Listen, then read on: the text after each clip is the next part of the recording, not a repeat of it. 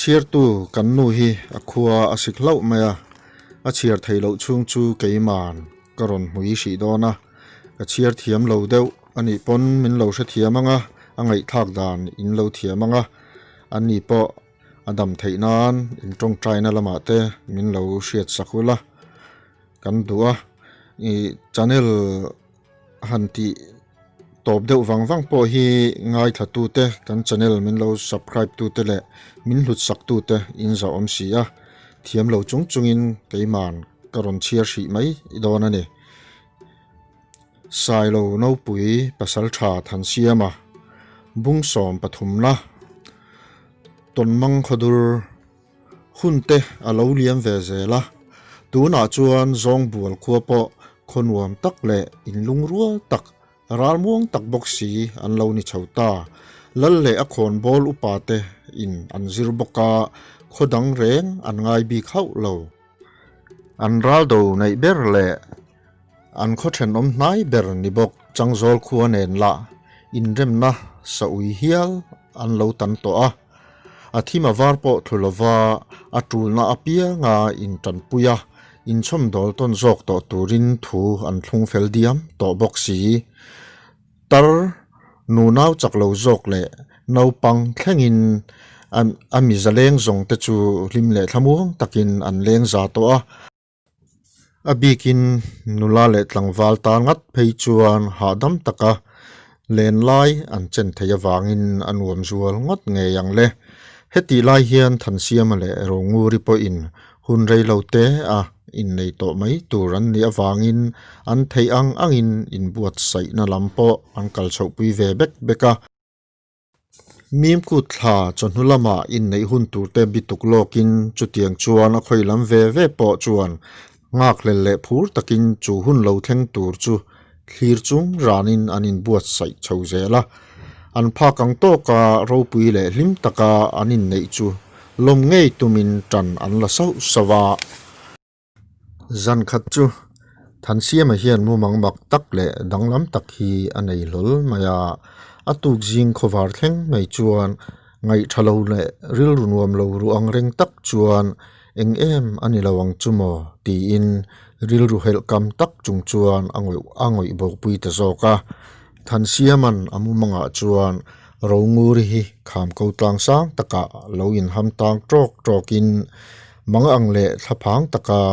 alo awlom lom lai chu ral khata tang hian alo hmuwa tran pui tuma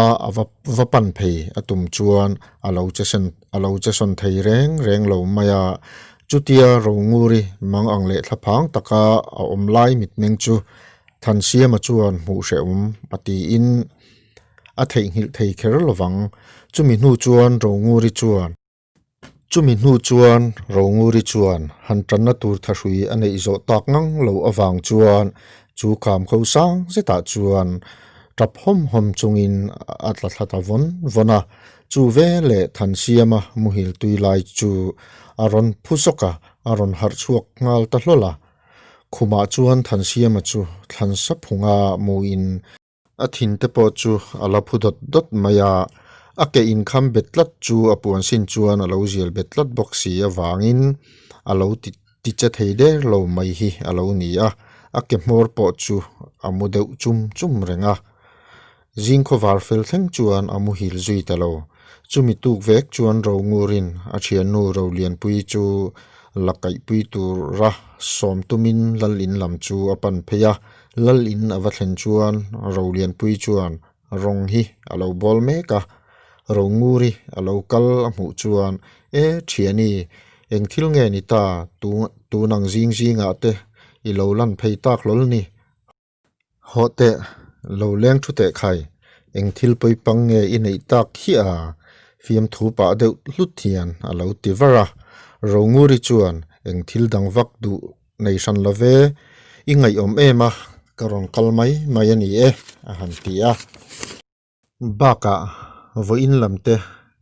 enge tho zai rel don ti han hriat te po kan du pa deuh bokania nui deuh ar chung hian a han tia ro lian pui chuan khai ani takmo tun lai hi zong chhun lama engte vak han tho tur ka nei san lo ka ol thei ko pasin eng poi pang nge in ya chutia min ron ma mo tak han soi tlang thave mai la ti nia han tia ronguri po chuan thu dak teu zok hian ni e vo in chu i man rem chan chuan kala kha min kai pui vela em ni ang ka ti deu sin a in thlasun om viau nangin mabak kalanga ro pui sia karon som ve roi chemole chu baka in kom te po acha kom to lom mole thil hril tur che po ka nga to te mai ania fiam thu ti dak teu hian a han ti zom zata ro lian pui po chuan chu tiang ani te chuan man lo po ni ila kan hnial ngam nang chele kom chara son kanu te an oma ka vasil ve reng ange tikhan lo thulok ro atia kom char lama tanga aron le nu chuan ro lian pui chuan anu le pa te pui in ni le nga ro nguri lakai pui tu ra an rem ti thu chu aron soi ngal vara tuk thuan ei kham vele in chung velte kan ti fel sok sukanga arang thei ang bera rong kalvat kalo tum donia ti in ro lian pui chuan ro nguri chu kot kai thlengin awatha zuya chumini chuan ro nguri ne ro lian pui chuan ro nguri teina chuan la chu an kai dun ta eng emo soin an ti pa dun mala nuam po an ti in an him ngei mai ro lian pui chuan a thian nu ro nguri chu than siam ane na in nei to mai tur an ni awang chuan alom pui thu te ni hlo ati pui thu te chu a hril mola ro nguri chuan than siam a chu phulova a in hriat zok thu te ma se a thin lung zonga than siama a hmangai si zia te chu a thian nu ro lian pui hne na chuan a hril mola ro lian pui po chuan than siama chu a mingai nat zong takle tlangwal fel tak in nga na tlak tak tur ni a hriat thu te nupui te le chung kata na thamon pui om tak tur ni a arin thu te po phur takin a soi ve bora chuti lai chuan ro nguri ero chu ngai tua muk tak nei ti hriat tak mai hian a mel chu aron ngui deuh raya chutia a mel dong lo dang lam ta thut chu ro lian pui po chuan alo mu mai bi khau lova a thian nu hne na chuan thiani eng ti zia nge ni te thuta i mel la aron dur khup mai chu le nom sam lo na te i nei chu ani em lo mo a han tia ro nguri chuan in thiam lo mel tak hian e khai chu tiangin engma nom sam lo na le hre om ti na ka nei reng lo ma se ni zana kam mangkha amak ka ti e ma ka han hre chuak thut mole chu chuan ka mel po chu alo ti danglam ve po chu anima na le apoi hle mai thiani min ngai dam te khai a han ti zuya thu tak mel de uzok hian ro lian pui chuan engmu mang tak nge mo ilo nei phiang sen reng ni chutia mel lan dan danglam thei hial khop chu min han hril ve ta la ti nia ti in ro nguri chu a han en deuh ha a ro nguri chuan ni zan kamu mang pui ro kha amak ka ti in ka hlau reuh mai thiani karil ru hi atinuam thei der lo ibula chuan ka han soi vek mai ange i kamu manga chuan usia ma hi khohar takle lungleng em ani ti hriat tak hian alo vak kual vel ruai hi kalo mu a naki na chuan thlan thar lam tak mai om na hmuna hian avakalin chu thlan lungvuan chuan tra chuak tak chunga alo in sut hlop lai chu ka zuk mu a kei chuan chung lam matang hian laina tak hian kalo thlir renga chuta le chu thlan lunga ming in ziak chu keima ming ngei mai ro nguri ti alo nirang maya chuta zet chuan kamak tilutuk chu ka phuzok maya ka har chuak zuita a kamu mang ani ti ka hre chuak ta chawani ma se chuta tang chuan ka ril ru hi anuam thei ta reng lova mutpo muhil thei to lo chuan jing khowar thleng chuan kameng tlang ta thaka thil engemaw tak hi kan chunga ron thleng tur om tlata hriat na ka nei chhota ani chu wangin usia manen po hian kan in nei thei tak po hi ka be sei ngam to lo hial asin tin midang hena phei chuan soipo kala soi chuak ngam mi lova ibula chi hian ani kala soi ni atita rolian pui po chuan mak atiril ve hle maya angai te po chu athalo de urum rum hiala ma se aril ru chung ril tak chu lan chu ti tu la a hriat lo zo ka wangin alo ni reng tak chu mole mang mai te chu chutia han thu thak khuk pui chiam vak tur po ani lo chu i hlim na ai zok tur te po ani zok fam hiang ti in athiam ang tok chuan a han thlamuan ve bok tak na a aril ru chung ril taka ero chuan angai chu a tha thei bik mol lova thichin thanoi lampang ani a ni kha chu ro nguri le anu nuleng pui hi an na le thaira ilo vel la in an le puya an fe chuaka chopmalam chuan an thaira om ang bokbon samtok changkha le berul te chu an lova an na lam mai an behloi le an tam te po chu an han sik zunga kar lova chuan an du khop chu an nga tamaya an ma loka ro nguri pasal nei tur chungchang te soin an ridau hluta an hlim hle mai chu fak kham ve le hongal mai tum chuan thlam lam chu an panta chomhalama khuwa athian te lul nen chu fak kham rual vela chuan khuwa chu aron dur ta khui maya ruwa thim pui aron thok ngei don ani ti hai rual lo hian chhum dum khui hi aron in pango zial le tup boka ronguri le anu po chuan an thlai lo vai ang te chu an ema an khung khomin an phur tur chu an siam zui soka ruwa pui ron tlak tak ma a chu man ngei tum chuan an siam tarok roka chuti lai chuan khopui ri te aron ridur dura kol te po a phezor zora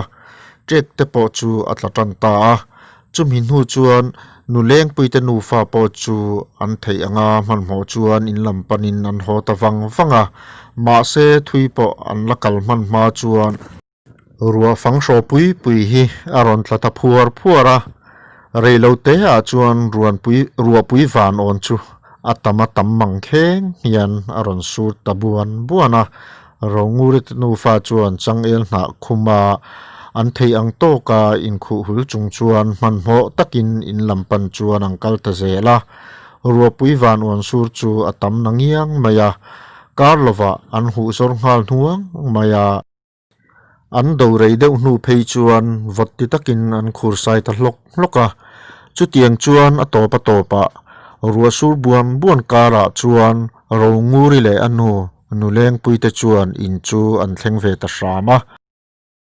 in chu ngan lu fel nu chuan an thom hu deuh nuang te chu a thei anga thla khulin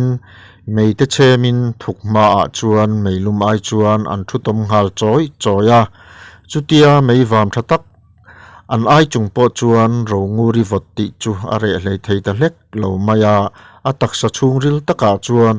vot them hian a hria atiril te chu tham tu om deuh hian hriat na ania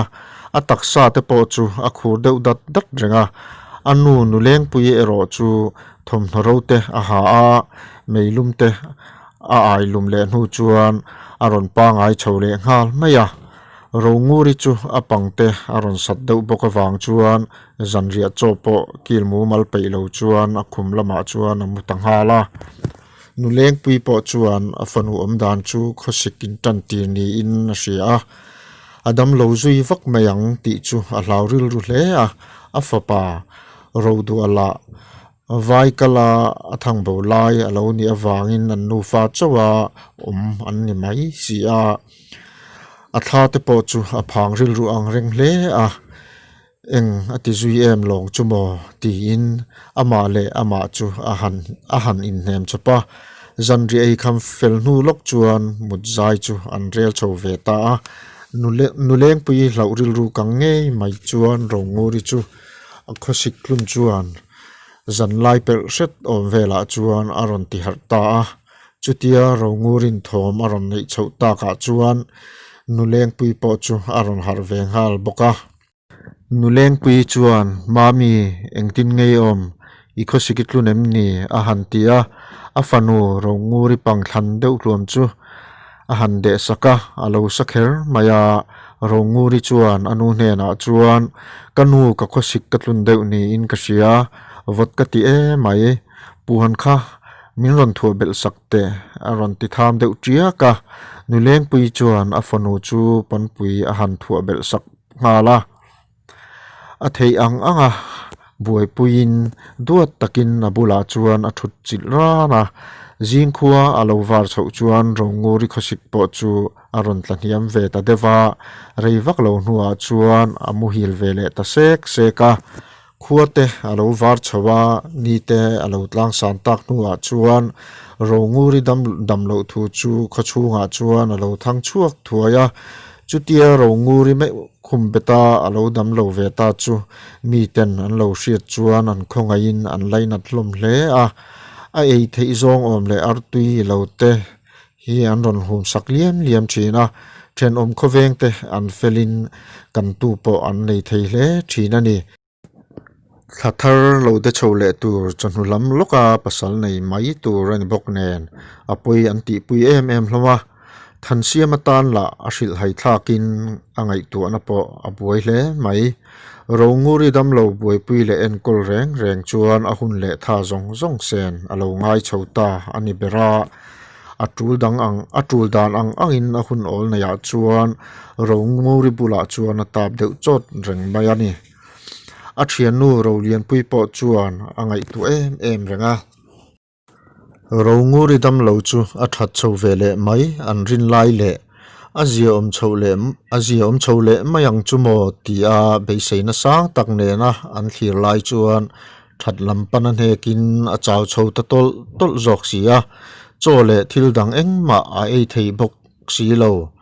ni tin mai hian a taksa te po chu alo chechavin a cher sot le a anu nuleng pui le anu tra rodu aten thei top chuin an enkola chu mai ani lovin a thian nu ro lian pui le than siam po chuan a khumbula chuan an thut chil deuh rot boka an then om khoveng dang te po an benga farin an ngai tu theilom ema an kho chung mitin te chuan a chan chin chu an ngai ven thewa a thian nu ber ro lian pui po chu a chaw ve hle thina ma se hetianga a thian nu ber na tak maya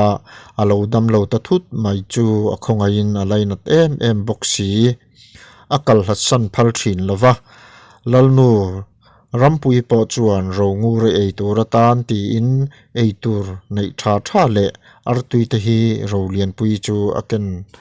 ti rei rui thina ma se ronguri la chu thileng ma han ei thei zia sang ani boxi lo a khosik sang tak mai te chuan kian san zai reng a rel thei lova ani tel chuan a chaw chho tial zok sia engemaw chang phei chuan mitmeng arwai chung hian a ron rak chuak deuh nia thina a thil soi engma hriat chian tur om si lo hian a ron phun le sep thina mang an thlak takin buai pui ngai khopa kai te po a ron ching chhota a chang le luak chuak tur om si lo hian a ron uak le vak mai boka chutiang chuan khokhat nula mel tha le chuan vor mel tha bok si chu khosik puinat na chuan anunna cha tumin ei cheme kani cholkar ni zet mai chaw taka khumbeta anat nu chuan tu khat chu ronguri khosik po chu niam dawin aron meng har ta phiana anu nuleng pi chuan chu mu in alom ema mamte ngurboi engei an iril tramem ei tur ka siam sakang cho vatitm alo tinghal soka ma se ronguri chuan chan zai reng rel si lo chhun lama po chuan rin ai takin a mel po aron thachawin amit meng te po chu aron fi adeu hian a hriata anu chuan ataksa te chu puan hu chuan a hruk sak thuaka adang ro lu tukti no nan chuan lapo hu mangin a kam sir vel te nen chuan a han thlor hu sak boka chumini chuan ngai thatakin then om khoveng ho te po chuan an tin san hloma chumi zan leng hnut chuakar khuan hun ma hre thian ronguri chuan a hmuy ron phun sepa thil eng emo hi soi anei ti amit menga tangpo chuan a hriat theia abula thu anu chuan mami thilsoi ineem ni zamreng reng su o hei roteile thansia matenen kan ompui tlat che ania tangfan fan ro o a hantia nakin dewa chuan an bei seilo deuh mai hian rongu ri chu fia lo le tham chiek hian aron tong chuak tal hola a tong ri ero chu a hriat thei chang chawa kanu ka chawe mai ka ti khonge ka thiani hi a om ve em kabula hian ron om hnai se ka van ti em aron ti chuak hlola chu ve le chuan a thian nu ro lian pui po chuan ro ngu ri chu aron thut nai ngal vata chu tianga tong chuak pe ngai to lo aron tong ri le ta chu midang ho chu an lom hle a ro ngu ri chu aron tha chuak le don to an yenge ti in an ngai tu a hlom nau nawa ro lian pui chuan ro ngu re beng bul se ta zukun niam pa in ka thian zam reng reng su o hei ikianga kanom pui tlat ring che nia I tha chuak le nge yang ti in a han hnema ro ngu ri chuan ozoi sap le chiang manglo ruai hian thiani kalome ma se ka tur chuak zo ngut pon ka ring talo ka ti ka chaw e mai I e ma na ibula kamu mang ka soi ang deuh bok kha kalo munon le a chu ta phei chuan nang le kanu po kalo muthel nge chu a chu mi tum ero chuan usiam te nen lim takin in lo om ho sin chu tia ka thlir mek lai chu chuan ke chu e van chung lama ka thlok chho tariai riaya a hlat tak viau nu chuan kalo mu thei talo chu ani ka thian ka tlin to ngang lo I e usia makha lo ompui tlat ro kanu le rodu atenen khan usiam ka ai o in ka thiani hi nupuya tan chuan lo nei jok mai ta che o kanu karila tame mai ma se atok ta e tui kha min han peteu athi tham chia ka har sati takin a han thori le sho ka soizom le thei to lo chuan amit chu aching diara angoi hlen ta chu ro nguri tongkam chuan hunung ber chu anita chu ti lai chuan ro lian pui chuan a thian nu chu chelreng chung chuan ka thian tangfan fan ro o zam reng su beidong ma ta che to o chieu hian a hantia ma se chang thei a om to lo anu nu lengi po chuan boite engti zia nge ni ta min kalsan itum ta mayem ni ti in sum zo to lo chuan ron chap chuak ta homa chu in chung khor le re thiap hun eng mo chen lo om chho to chu trap ri hom thom chuan aron thlak dang lam ta ro nguri chuan fam alo chang ta ani chu tiang chuan zong bual khanu la fel le chuan vor ro nguri chuan ama hring tu le a hmangai em tu anu te anu ta nei chun ro du ate a thian nu ro te le a pasal hual reilo te a pasal ni mai to tur than siam ba ka ama laina te em tu a then rual tha le thenom khoveng zong te chu piel ra la local santa ani leng lai te an lo ni boka wangin ro nguri aboral zat chu zong bul khuwa chu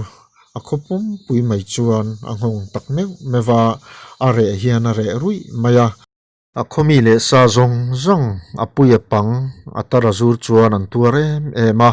an laina tak zeta ti chuan zong bul khuwa chuan ro nguri ruang chu a ro pui le ursun theiang berin fam ro lung muala an lo tha liam ta a